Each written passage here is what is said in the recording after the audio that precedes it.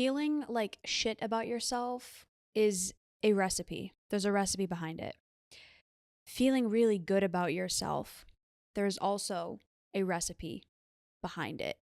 When you can understand the recipe and what goes into it, you never have to feel bad again. When you feel like a mess about yourself, it's probably one of the most disorienting, frustrating, and exhausting feelings, and we have all been there. And if you are in that bucket right now where you feel like a mess about yourself, there's one critical organization skill that we have internally that so few people are tapping into. Imagine what your life could look and feel like, not only not being a mess, but not feeling like a mess all the time too. That is what today's episode is going to help you understand and practice what that one skill is. Hey everybody, it's Bianca. Welcome back, Evolvers. It's Emilia.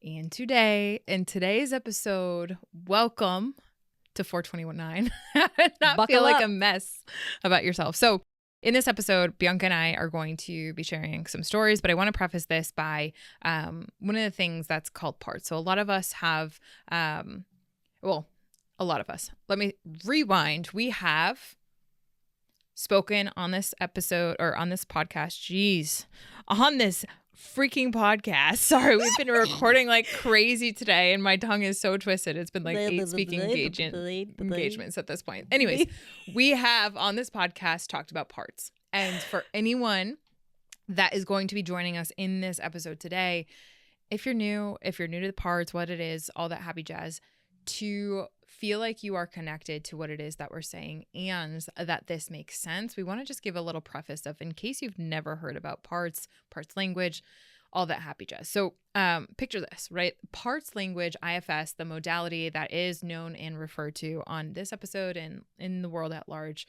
as it spreads, is called parts work, right? And so what are parts? Essentially, how we refer to parts is like this interacting system, this belief that we don't just have quote unquote one mind, that there's a interaction and the mind is understood instead as a system of what some people refer to as quote unquote sub personalities, but ultimately it is, we're not one-minded thinking. We're not one-minded beings. We have multiple sub-personality, aka parts of ourselves that have their own thoughts, they have their own emotions, they have their own behaviors. And as a result, the goal of having parts language come into these episodes is to help us all understand that when we feel like we're in conflict or we feel like we're out of control, we actually have way more control in our unconscious mind and our conscious mind than we actually currently believe with a mono mind, one way of thinking. And so most of us will start to operate from one part that is trying to protect the whole system that is us, or what we refer to me, myself, etc. And when you see it from the lens of parts, you can recognize that our system is usually out of whack. We are usually at war with ourselves. We're usually not showing up or behaving or experiencing and bearing witness to our own emotions, harms, pains, etc. And that imbalance within the system can be brought to balance as a result of leveraging what's called parts work, which is recognizing that we are a complex system of parts that have ultimately all conflicting needs. And the goal is to lead us to a more integrated, unburdened, and interconnected, balanced version of ourselves. And that's the goal of IFS. So in today's episode, I think it's really important to start there. And B, shout out to you. You're like, you need to make sure you give a quick little disclaimer of what is parts. And thank you. It's so big because it actually helps us to recognize when we do feel that inner turmoil or conflict, how we might be kind of at war with ourselves. And let's be real, when we feel like a mess, usually it's because we don't recognize this under the surface, if you will, turmoil within our own consciousness. So There's this like running joke that I've heard like women say, and it's like, boyfriends will make fun of their girlfriends, or just people make fun of each other. It's like her and her 27 different personalities are coming to the party. That's kind of what it is. Like, if you've ever said, you know, a part of me is really, really craving chocolate, but man, another part of me is really craving something like salty and savory.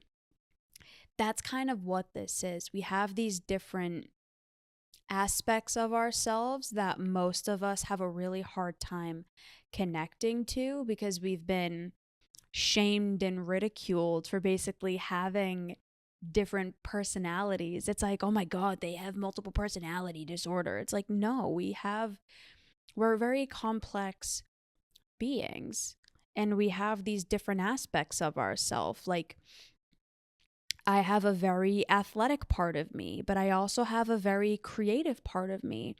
And I have a very aggressive and assertive part of me, but I also have this very soft and gentle and tender part of me. And that's actually really adaptive.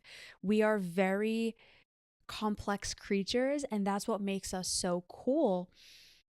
But the challenge is when you don't feel connected to those parts, when you don't feel connected to yourself, when there's shame and guilt and trauma and embarrassment or depression or sadness and pain and whatever else associated with these aspects of us and these different parts of us, it's really hard to feel as though we have a sense of control over our life.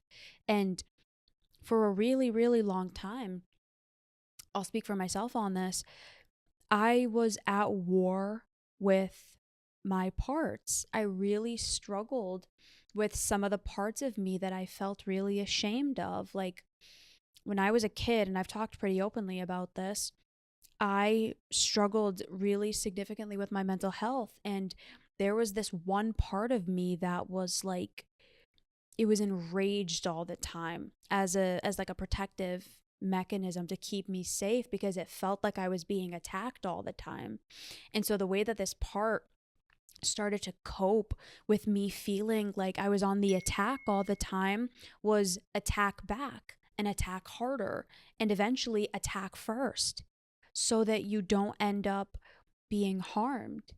And I had a lot of shame around that. I had a lot of shame around the few instances where that became physical with other people. And then it started becoming physical with self. And then that evolved into more and more things.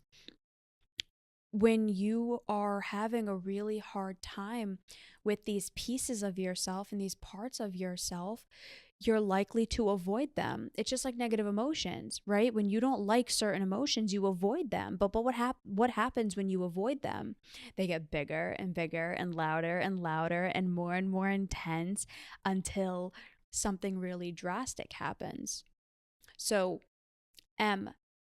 let's make this as practical as we can. How can people start to identify their parts and understand what the different parts of them are? So like, how can people start identifying their parts?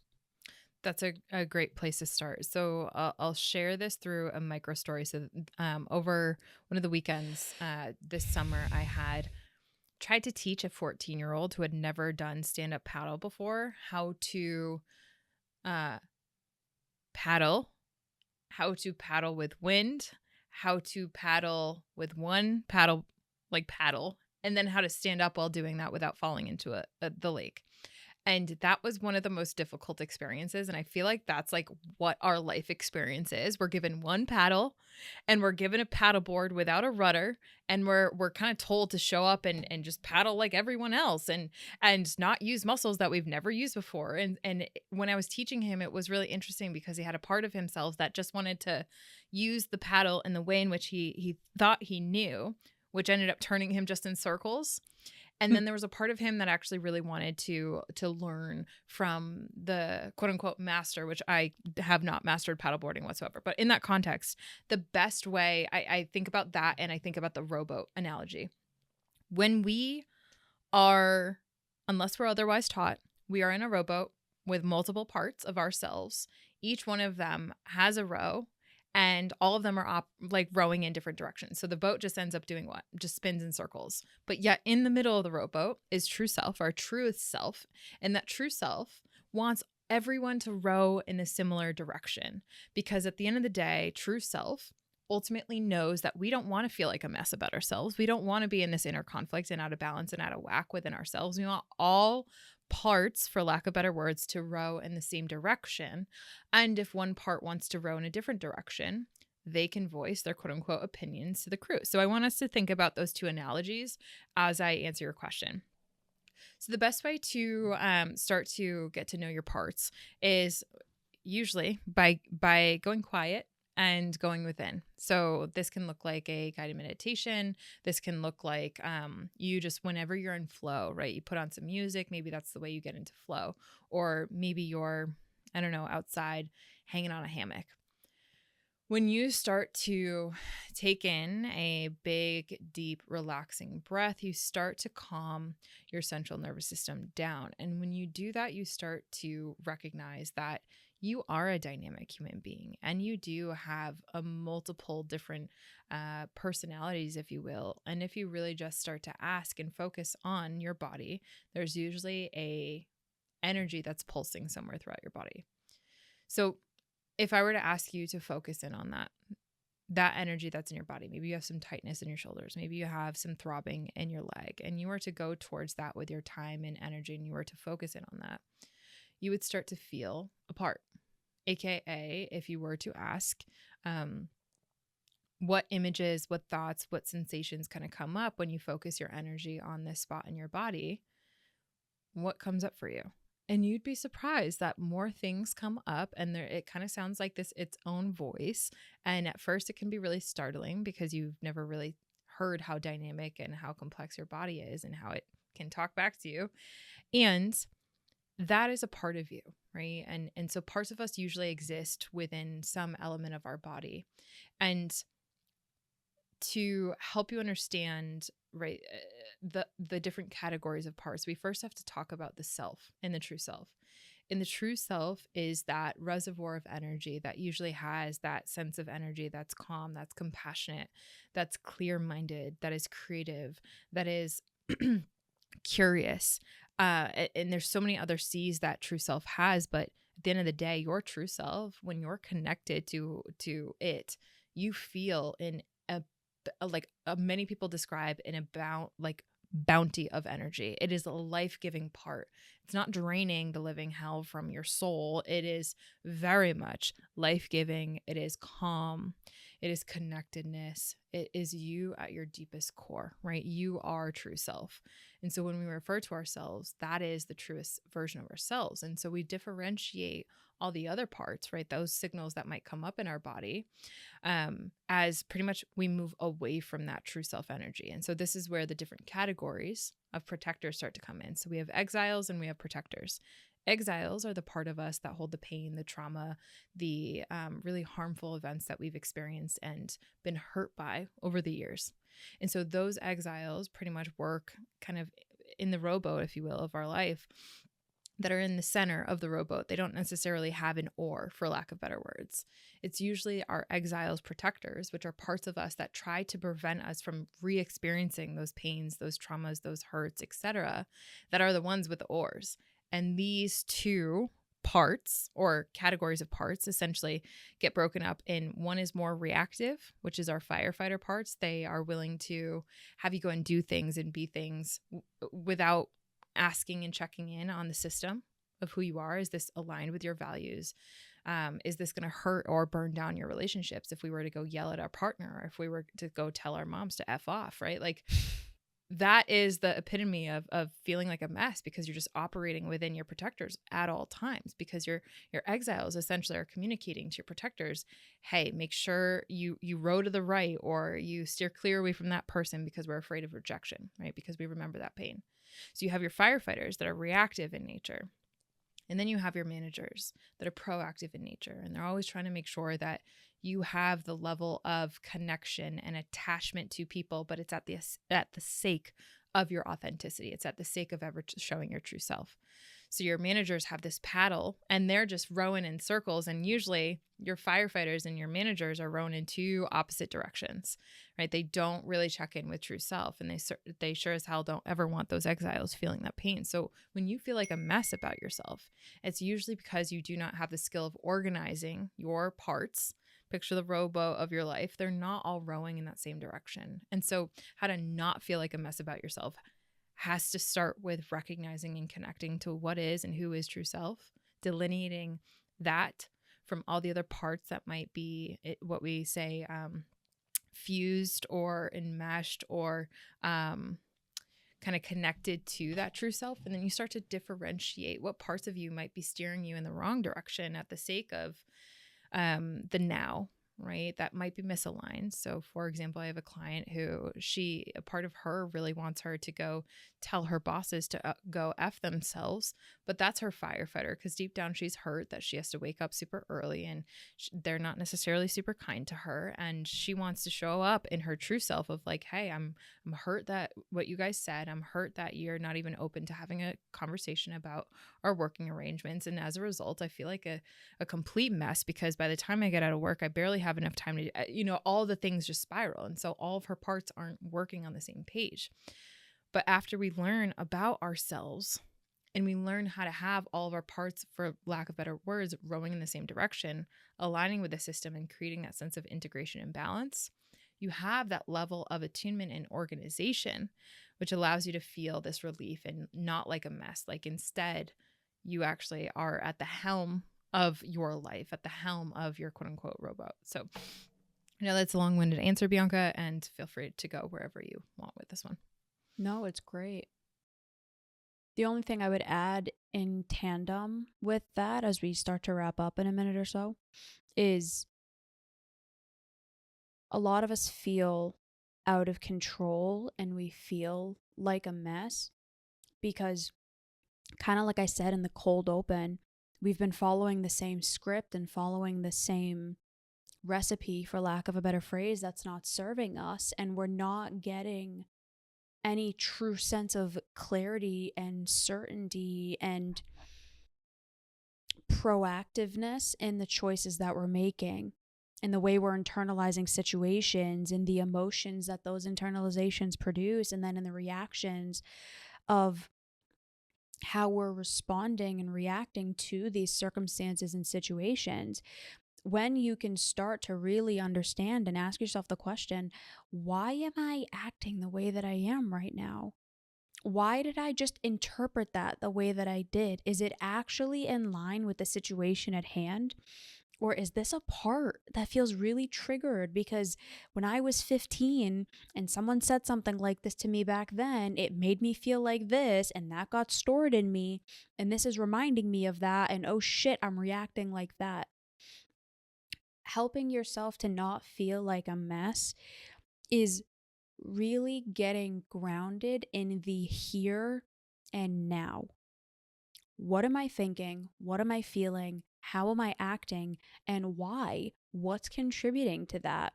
Am I acting from a grounded, true self place, or am I in pure reaction mode and my parts are going haywire because this looks like what that looked like and this reminds me of this and my brain thinks it's the same thing, so now I'm running amok?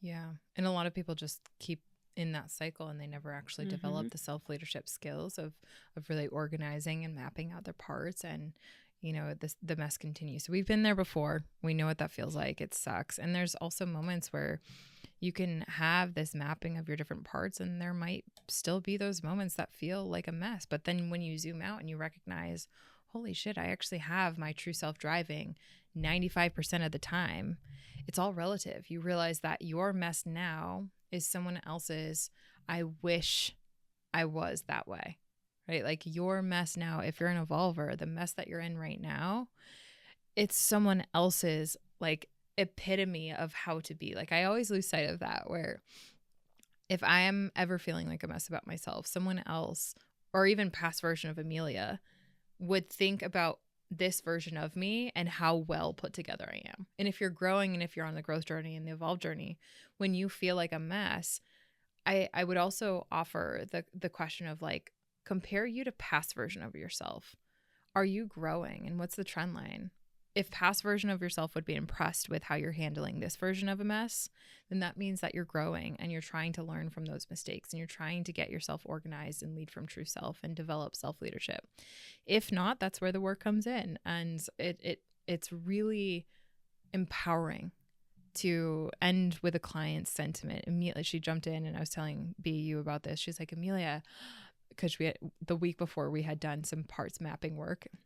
She's like, Emilia, I like feel so freaking organized in my life right now. She's like, I'm getting after my to-do list. Like, I don't feel like a mess anymore. Like, I feel like I got everything under control. And it's like, that was life-giving to her. And that's what it feels like. And that doesn't mean that she's never going to feel like a mess about herself. But the contrast is so different when you really start to develop these skill sets. So if that's something that you want to feel less of a mess and you want to have it all in relative terms to the past version of you, and you want to develop these skill sets in a way that feels safe, please reach out to us. And in closing, my episode suggestion is 343. How does your stress really shape you, Bianca? 399. Why you still struggle to feel good enough. All right, everybody. We hope you enjoyed this episode. Please reach out if you want guidance on mapping your parts and not feeling like a mess. And we will see you all soon. Bye, everybody. Bye.